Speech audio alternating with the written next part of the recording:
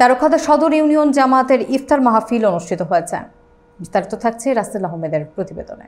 বাংলাদেশ জামায়াতে ইসলামী তেরখাদা সদর ইউনিয়ন শাখার উদ্যোগে সরকারি ইখরি কাটেঙ্গা ফজলুল হক মাধ্যমিক বিদ্যালয়ের মাঠে বিশিষ্ট ব্যক্তি এবং রাজনৈতিক নেতৃবৃন্দদের সম্মানে ইফতার মাহফিলের আয়োজন করা হয়েছে।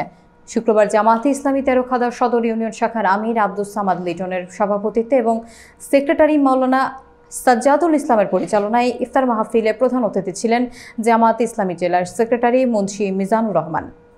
বিশেষ অতিথি ছিলেন জেলার মজলিসের শুরা ও কর্মপরিষদ সদস্য অধ্যাপক সম এনামুল হক, উপজেলা শাখার নায়েবে আমির মাওলানা আব্দুস সালাম জাহিদি, উপজেলা শাখার আমির মাওলানা শেখ হাফিজুর রহমান, সেক্রেটারি মোহাম্মদ নাহিদ হাসান। এ সময় জামায়াতের নেতা মাওলানা ইবাদুর রহমান, আহসান হাবিব লোনা, আহসান হাবিব টুকু, মুজাহিদুল ইসলাম রাকিব, মাওলানা আবুল খায়ের, ডাক্তার আব্দুল আজিজ, হাফেজ আব্বাস আলী সহ বিভিন্ন রাজনৈতিক দলের নেতৃবৃন্দ, পেশাজীবী এবং ব্যবসায়ী নেতৃবৃন্দ সহ উপজেলা জামায়াতের নেতৃবৃন্দরাও উপস্থিত ছিলেন।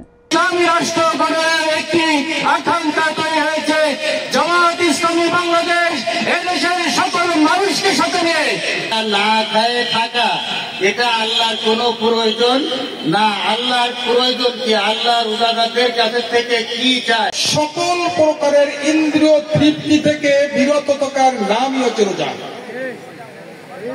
এই জিনিসটা কিন্তু আমরা ঠিক রাখতে পারি নাই বা রাখি না। জানেন মুসলমানকে পারে? কেউ বলতে পারেন মুসলমানে পারে না?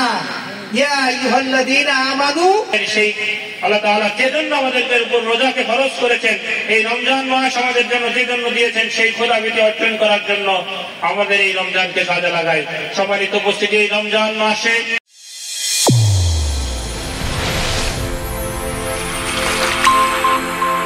চ্যানেল A1 হৃদয়ের স্পন্দন।